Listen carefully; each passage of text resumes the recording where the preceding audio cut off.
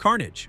Spider-Man fans thought they'd seen it all with Venom, but the 1990s had other plans. In Amazing Spider-Man number 361, a prison break at Rikers Island turned into a nightmare when Eddie Brock's symbiote left behind an offspring. That sliver bonded with Cletus Kasady, a sadistic serial killer sharing a cell with Brock. The result was Carnage. Blood red, razor sharp, and instantly more violent than his father could ever be. Kasady's childhood already read like a case study in pure horror. He suffered abuse, killed his grandmother, tortured animals, even burned down an orphanage. By the time the symbiote touched him, he was already wired for destruction, where Eddie and Venom bickered as two. Separate beings, Kasady and Carnage fused into one. No compromises, no second voice. Just I. The streets of New York felt the weight almost immediately. Carnage tore through innocence, forcing Spider-Man into the unthinkable, teaming up with Venom to take him down. That chaos peaked in the famous Maximum Carnage storyline, where Kasady led a squad of maniacs, Shriek, Doppelganger, Demogoblin, and Carrion, into a citywide killing spree. Video game fans from the 90s still remember smashing buttons just to keep up with the carnage, literally. Years later, Marvel pushed the character even further. In Absolute Carnage, Kasady targeted anyone who had ever bonded with a symbiote, ripping out the genetic codices left in their bodies. His endgame? Summoning Null, the god of symbiotes. The scale grew from local terror to cosmic threat, showing how far a successor could take the mantle. What made Carnage terrifying wasn't only his power set, shape-shifting weapons, superhuman strength, and near invulnerability, but his worldview. Kasady believed life had no meaning, that violence was the only truth. Murder wasn't a tactic, it was performance art, Spider-Man called him unpredictable, the Avengers called him unstoppable, and Venom knew better than anyone that this was the worst possible outcome of the symbiote legacy. Harry Osborn.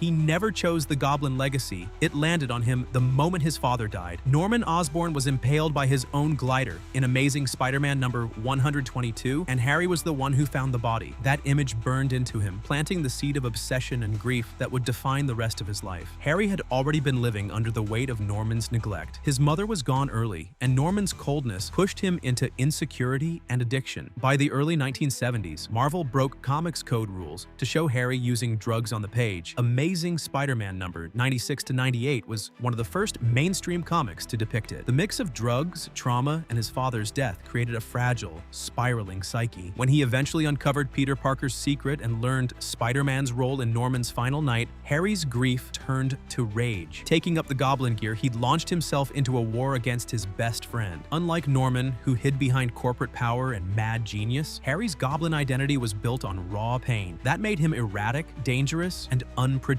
One of his most defining periods came in J.M. DeMatteis's run, where the Goblin formula's toll pushed his body and mind past the breaking point. He set bombs across the city, ready to wipe out Spider-Man, Mary Jane, and even his own son, Normie. But in a rare moment of clarity, Harry saved them, sacrificing himself as the formula ravaged his system. That death in Spectacular Spider-Man number 200 closed out his arc with something his father never achieved: redemption. Harry Osborn's legacy was about the weight of a name passed down like a curse. For Marvel readers, his fall showed that villainy could come not only from ambition, but from heartbreak, addiction, and the crushing need to live up to a father's shadow. Helmut Zemo. The name Zemo first carried weight in World War II when Baron Heinrich Zemo clashed with Captain America. That feud didn't end with his death. His son, Helmut Zemo, carried it forward and turned it into something far more dangerous. Helmut's origin tied directly to tragedy. In Captain America number 168, he tried to avenge his father under the identity Phoenix, only to fall into Adhesive X, the same chemical his father created. The accident permanently bonded a hood to his face and left him disfigured. That humiliation fueled his obsession with Cap and became the start of his career as Baron Zemo. Unlike his father, Helmut built his reputation on strategy. In Avengers number 273 to 277, he assembled one of the most stacked Masters of Evil lineups ever. Under his leadership, the team stormed Avengers Mansion, captured members, and broke Captain America mentally as much as physically. That event, Under Siege, went down as one of the most devastating defeats the Avengers ever suffered. Helmut's plans didn't stop there. In the mid-1990s, he created the Thunderbolts, parading a team of villains as superheroes heroes under new identities. For months, both the Marvel Universe and readers believed they were a fresh squad of heroes. When the reveal dropped, Zemo himself as Citizen V, it became one of Marvel's biggest twists of the decade. His ideology grew out of that same obsession with control. Zemo believed heroes destabilized the world, and only calculated order could fix it. Where brute force failed, he used manipulation, public deception, and long-term planning to tear at the foundations of trust itself. From World War II vendetta to modern-day psychological warfare, he proved that a legacy villain could evolve with the times. His father scarred Captain America physically. Helmut scarred him in ways far harder to heal. Talia al Ghul. Born to Ra's al Ghul, leader of the League of Assassins, she was raised inside a dynasty built on blood, power, and centuries of calculated terror. From childhood, she was groomed as heir to an empire, trained in combat, languages, and strategy that stretched across continents. The League wasn't just an organization. For Talia, it was family, inheritance, and destiny. Her role in Batman's world put that inheritance to the test. Talia's relationship with Bruce Wayne added layers of complexity to her story. She didn't abandon her father's mission, but her ties to Batman shaped the future of the League in ways Ra's never expected. Their union produced Damian Wayne, who became a literal fusion of two legacies, Gotham's Dark Knight and the Demon's Head. Talia eventually went beyond Ra's traditional methods. In Grant Morrison's Batman Incorporated arc, she emerged as a global mastermind. Under her leadership, the League wasn't just an ancient order hiding in the shadows, it became Leviathan, a worldwide insurgency that infiltrated governments and corporations. Her war against Batman was systemic, using armies, sleeper agents, and an entire ideology. Her leadership style set her apart. Where Ra's relied on mysticism and fear of immortality, Talia proved herself a modern tactician. She weaponized loyalty, betrayal, and global infrastructure to turn the League into a dynasty that could challenge not just Batman, but entire nations. Jack-o'-lantern.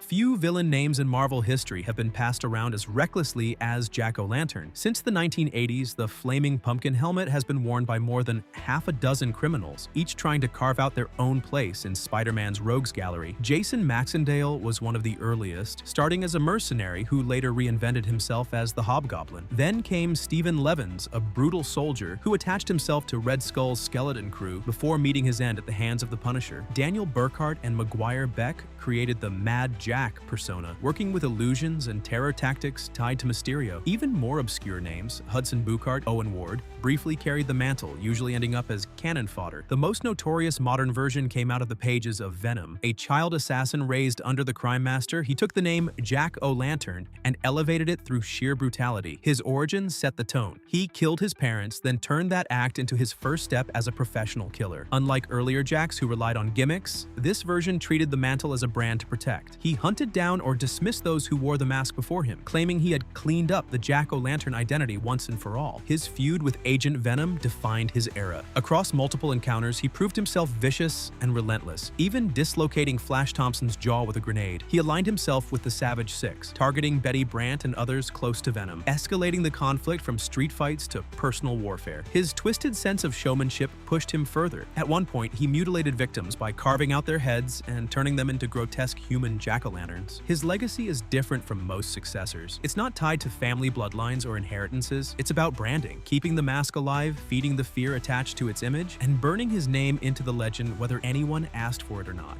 Hunter Zolomon Zoom.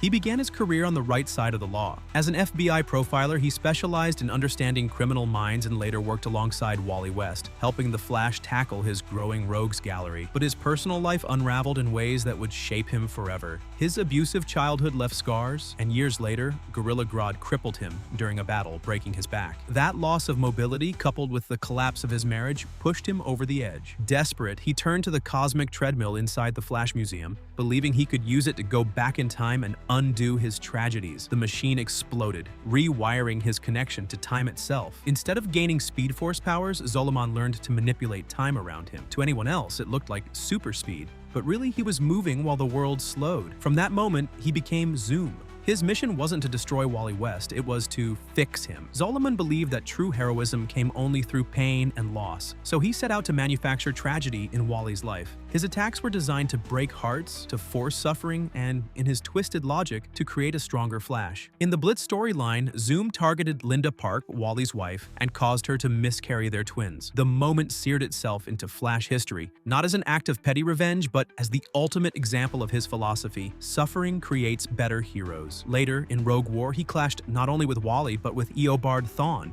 the original Reverse Flash, turning the battlefield into a generational collision of legacies. His legacy sits apart from most villains. His crusade was built on a twisted sense of mentorship, trying to shape Wally West into what he believed a hero should be. Every timeline, every tragedy, every sonic boom he created was meant to hammer that lesson home. For the Flash, there was no villain more terrifying than one who claimed to be his teacher, Mongul II.